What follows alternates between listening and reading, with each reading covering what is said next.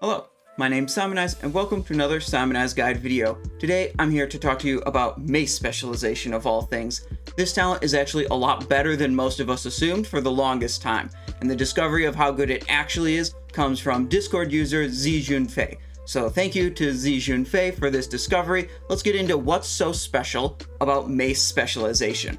And it's different than the other weapon specialization talents. With close quarters combat that gives you bonus critical strike chance with your daggers and fist weapons, if you had two different types equipped, say a mace and a dagger, close quarters combat would only give bonus critical strike chance to attacks made with the steel blade breaker. You wouldn't get bonus critical strike chance for your attacks made with the Remorseless mace.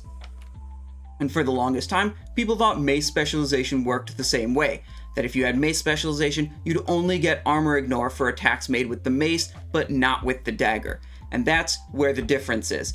Mace Specialization will give armor ignore to all of your weapon attacks as long as at least one of your weapons is a mace. It doesn't matter that Steel Blade Breaker is not a mace, as long as your other weapon is a mace, Mace Specialization is going to give armor penetration for it. So this makes Mace Specialization a lot better than previously believed. We can update our spreadsheet and simulator tools and find that the Remorseless plus Steel Blade Breaker combination alongside these combat talents only comes about 41 DPS behind the Hack and Slash Stormpike Cleaver plus Lionhead Slasher best in slot setup. That would be Hellscream Slicer or Blood Fury if you're Horde. So that's not a big single target loss. And if you wanted to set up a mace plus an axe, you'd see a little bit bigger DPS loss on single target, not quite as good. You'd adjust the talents like this, but the single target damage isn't really what's special about these Mace Specialization setups. What's special about them is the Fan of Knives damage. Here we have a chart for a 10-second burst window, but with no cooldowns, different weapon setups, and different numbers of enemies.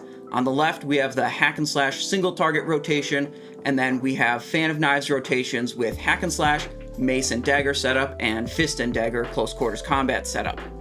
And you can see, of course, on one enemy, the single target Hack and Slash rotation is the winner, but as soon as you get to two or more enemies, these Fan of Knives rotations are significantly better, especially the Mace and Dagger setup. And that's really where the strength of the Mace and Dagger setup lies, that it is much better with Fan of Knives while only taking a small loss in single target damage. So this new understanding of Mace Specialization mixes up what our top 10 single target weapon combinations are for combat. And here's the chart with the Alliance item names. I'll show the Horde item names in just a second, but you can see that the Mace main hand now takes up 5 of the top 10 spots, and we have the corresponding offhands in the other column, and we have a Hack and Slash talent spec, a Mace talent spec, and a Mace plus Hack and Slash talent spec as the different options depending on which weapons you have. Here we have the Horde setup with Hellscream Slicer, Blood Fury, Cudgel of the Damned, Stygian Blade Breaker, and all the good ones.